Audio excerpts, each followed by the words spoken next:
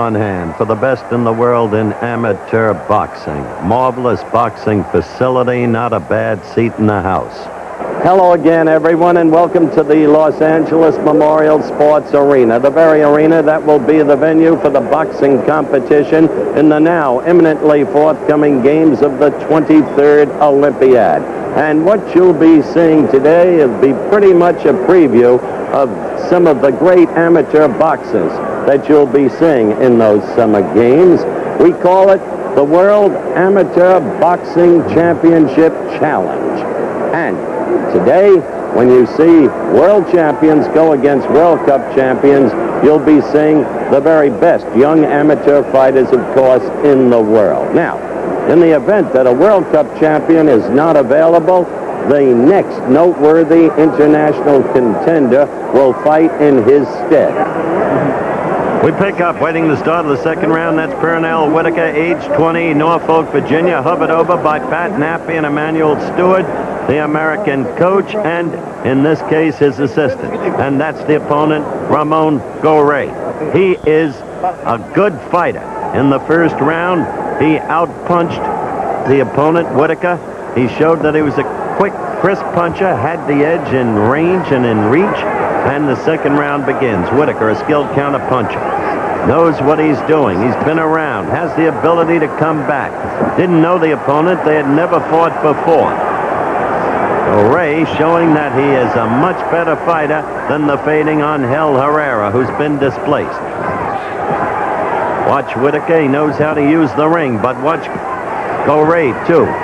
Goire was astonishing in the first round by my precepts because he came in basically unheralded, although the World Cup champion. And that quick knockdown, flash knockdown. And, of course, the mandatory 8 count. Whitaker mad at himself. Whitaker has some problems with balance. He showed that in a fight last December in Reno when the U.S. went against Cuba in a dual meet, but he came back to win that. Remember, in Olympic scoring, a knockdown counts no more than a score, an ordinary clean punch. No more than that by the precepts of Olympic scoring. And again, under the Olympic rules, you must hit with the white portion of the glove. In other words, technically, pronate the blow. Scoring is done by 5 judges at ringside. International judges. The referee controls the contest within the ring. The referee, in this case, Mr. Lowe's of Canada. The action continues, and Goire is getting the better of it. Whitaker is going to have to come back in this fight, too. He's going to have to stay close. Forget about that flash knockdown. Goire, again, had the edge in the first round. And in the second round, he still is maintaining that edge quite clearly.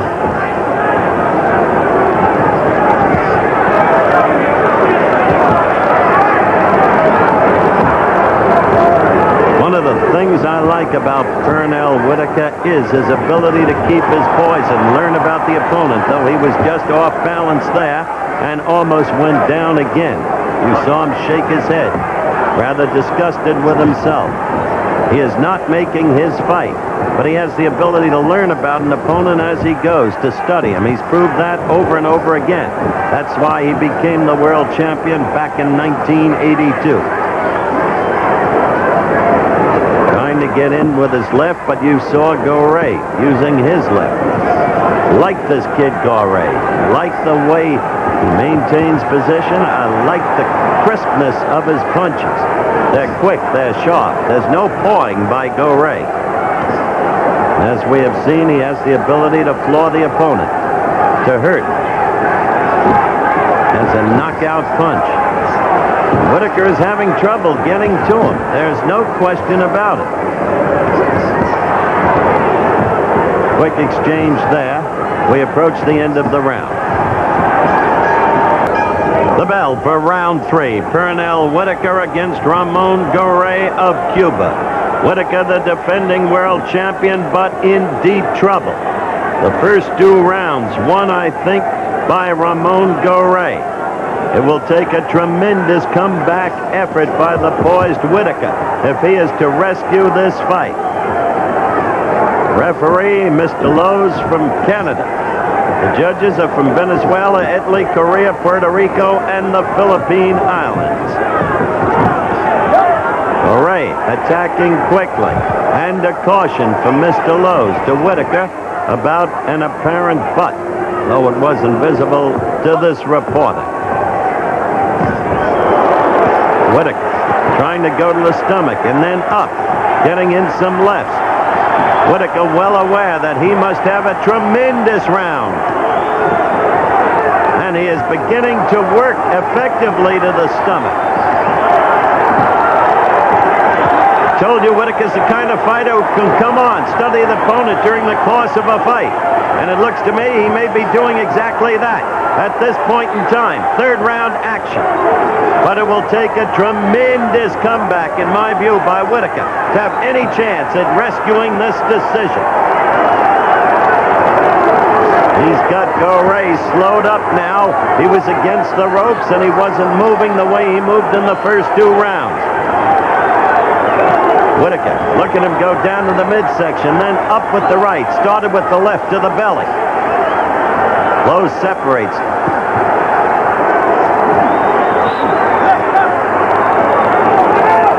Another caution to Whitaker. That's not a point deduction, remember. That's a caution, not a warning. Again, Olympic boxing rules. The two of them in virtual ring center. And Whitaker is connecting now. And Goire is not the same Goire he was in the first and the second rounds. The movement is gone. The crispness gone from his punches. He is a tired fighter. And Whitaker is all over him. The task to keep throwing leather.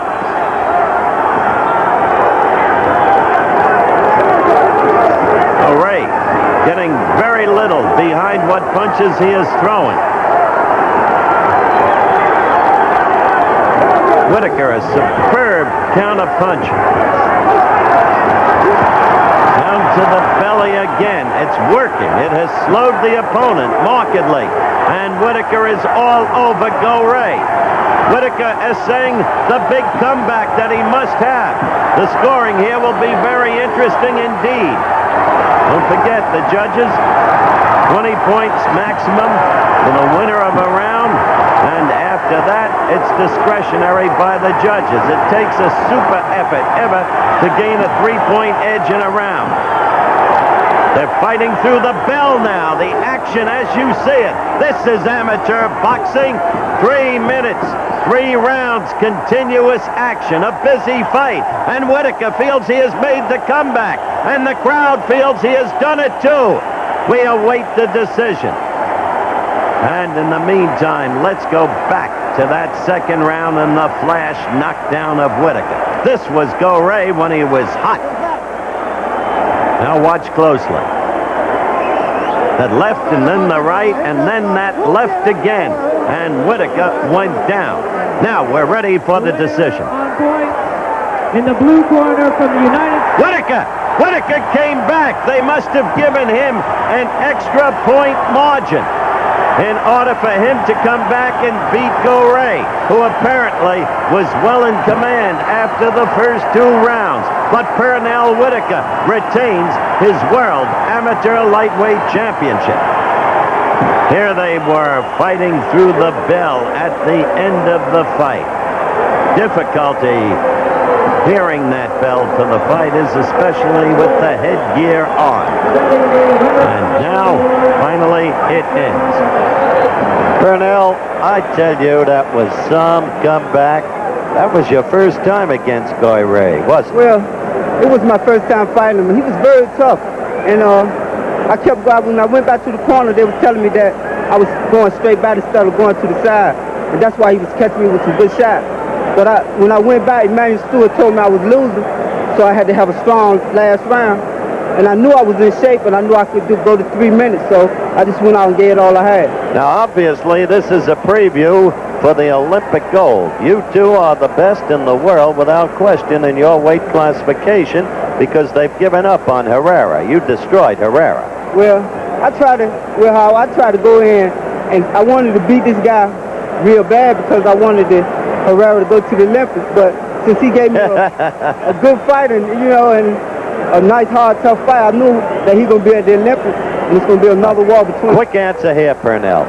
What have you learned from fighting him this time? Will you be better against him next time? Next time I'll be very better because that was my first time, and I got to go back to the gym and, you know, and practice on the mistakes I had made from this fight. Okay. You're a good kid. Congratulations. Thanks very much, Howard. Some fighter. Good luck to you. Two judges gave him a 3-point edge. Two gave him a 2-point edge. That's how Whitaker came back to win it.